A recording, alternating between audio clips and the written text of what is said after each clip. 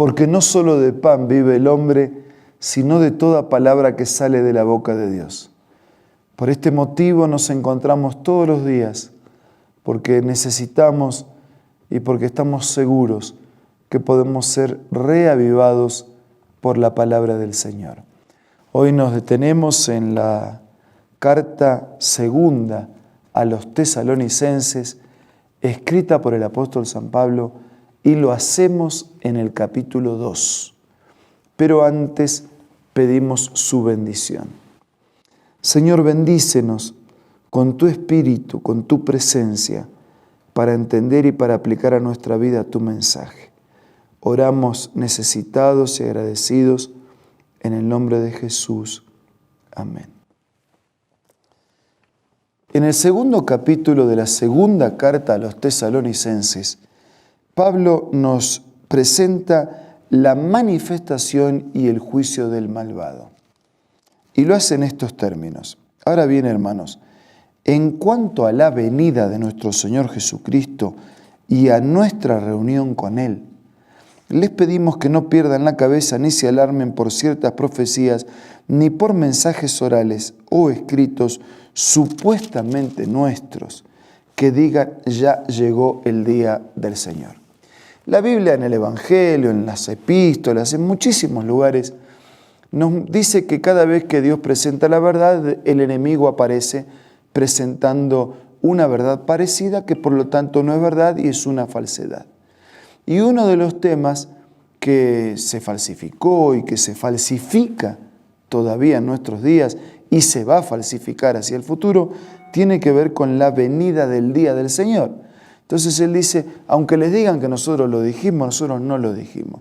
Aunque aparezcan expresiones orales o escritas de que ya llegó el día del Señor, no se dejen engañar de ninguna manera, porque primero tiene que venir la rebelión contra Dios y manifestarse el hombre de maldad, el destructor por naturaleza. Este se opone, se levanta contra todo lo que lleva el nombre de Dios o es objeto de adoración hasta el punto de adueñarse del templo de Dios y pretender ser Dios. A partir de esta declaración y de otras declaraciones en la Biblia, este es el papel del anticristo, es decir, el que se pone en lugar de Cristo y está en contra de Cristo. O sea, el fin del mundo, la venida del Señor, la segunda venida, no va a ocurrir hasta que se manifieste plenamente este poder. Porque el enemigo siempre buscó falsificar el día de Dios, la doctrina de Dios, los mensajes de Dios y colocar situaciones similares, parecidas, pero que no son. Por eso, frente al día, al evento, a la acción de su regreso, el enemigo también trata de falsificar para asustar, para burlarse o simplemente para hacer que la gente descrea en ese tema. No va a venir el día del Señor hasta que venga también el día, el papel, la acción, el ministerio de maldad del anticristo que se opone a Dios, que se hace adorar, que se adueña del templo y que pretende ser Dios porque intenta ocupar el lugar de Dios. Versículo 5. ¿No recuerdan que ya les hablaba de esto cuando estaba con ustedes? Bien saben que hay algo que detiene a este hombre a fin de que él se manifieste a su debido tiempo. Ahora dice Pablo, es cierto que el misterio de la maldad ya está ejerciendo su poder, pero falta que sea quitado de en medio el que ahora lo detiene. O sea, siempre hubo misterio de la maldad, pero va a haber una acción especial, va a haber una acción determinada que va a ser previa a la venida del Señor. Entonces, dice versículo 8, se manifestará aquel malvado a quien el Señor Jesús derrocará con el soplo de su boca y destruirá con el esplendor de su venida. Por poderoso que sea el mal, no va a poder vencer al bien. Por poderoso que sea el anticristo, no va a poder vencer a Cristo. Por poderoso que sea el enemigo de Dios, no va a poder vencer a Dios. Y Dios va a terminar imponiendo su fuerza y su poder, destruyendo a ese malvado. Versículo 9, el malvado vendrá por obra de Satanás, o sea, es la obra del enemigo, con toda clase de milagros, con señales, con prodigios falsos. Con perversidad engañará a los que se pierden por haberse negado a amar la verdad y así ser salvos. Hermanos y amigos, el enemigo se sabe derrotado. Perdió en la cruz, perdió en la tumba. Jesús venció al pecado y venció a la muerte. Si que Él se sabe derrotado, su única chance es cuanto más sean derrotados con Él, mejor. Cuanto más pueda conducir al error, a la confusión, a la incredulidad, al pecado, más conducirá a la destrucción definitiva. Versículo 11, por eso Dios permite que por el poder del engaño crean en la mentira. El que no quiere quedarse con Dios, Dios permite, o sea, Dios deja. Si usted rechaza la verdad de Dios, va a caer en las garras de la mentira.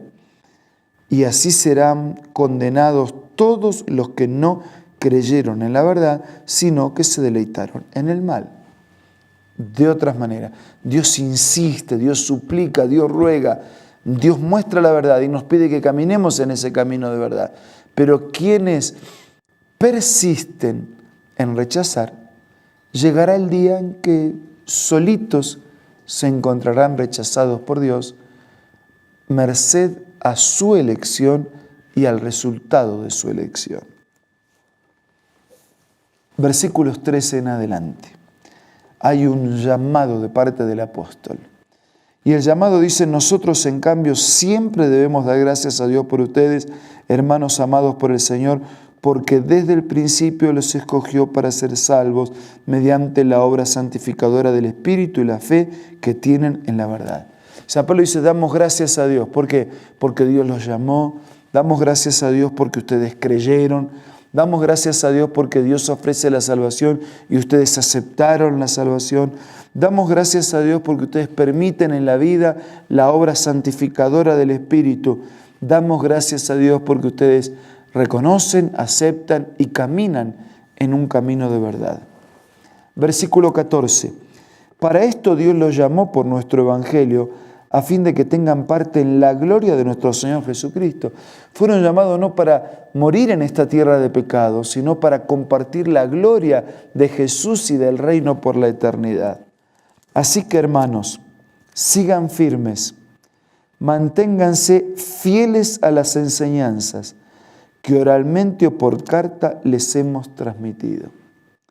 Que nuestro Señor Jesucristo mismo y Dios nuestro Padre, que nos amó y por su gracia nos dio consuelo eterno y una buena esperanza, los anime, les fortalezca el corazón, para que tanto en palabra como en obra hagan todo lo que sea bueno.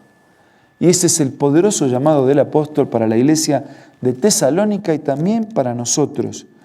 Hermanos, manténganse firmes en el camino de Dios.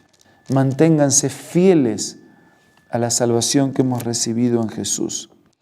Que Dios, que nos amó y por su gracia nos dio consuelo y esperanza, los anime, los fortalezca, llene el corazón para que tanto en palabra como en conducta hagamos todo aquello que proviene de Dios. Queridos hermanos, vamos a ser diligentes en el estudio de la palabra y vamos a ser diligentes en incorporar ese mensaje a nuestra vida. Vamos a ser fieles en buscar a Dios todos los días, porque Él es fiel en buscarnos todos los días. Vamos a poner en primer lugar el reino de Dios, sabiendo que por añadidura Dios nos concederá todo lo que necesitamos. Vamos a prepararnos para esta vida, pero sobre todo prepararnos para la eternidad. Ahora vamos a hablar con Dios a través de la oración.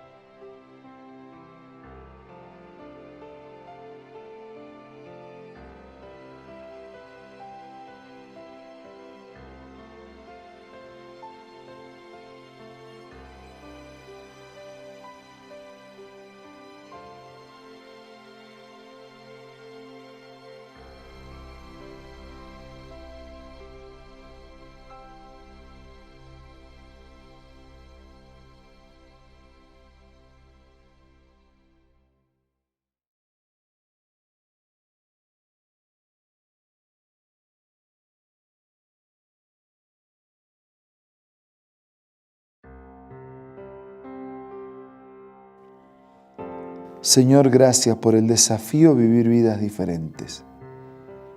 Por favor, vive en nosotros. Mantén firme nuestra fe, fiel nuestra caminata en los pasos de Jesús, nuestra dependencia de tu palabra y de tu voluntad. Que no nos confundan ninguna brisa de ninguna palabra que no sea tu palabra y tu verdad. Que esa tu palabra y tu verdad, lejos de confundirnos, impacte en nuestra vida y proyecte nuestra vida a vivir siempre haciendo tu voluntad. Bendice a nuestros queridos amigos, hermanos, sus luchas, sus necesidades, sus problemas, sus sueños, su salud, su trabajo, su economía, su familia, pero sobre todo su fe. Que sea firme y fiel. Te pido y te agradezco todo en el nombre de Jesús. Amén. Muchas gracias por su compañía. Les dejo un abrazo y nos reencontramos mañana, si Dios quiere.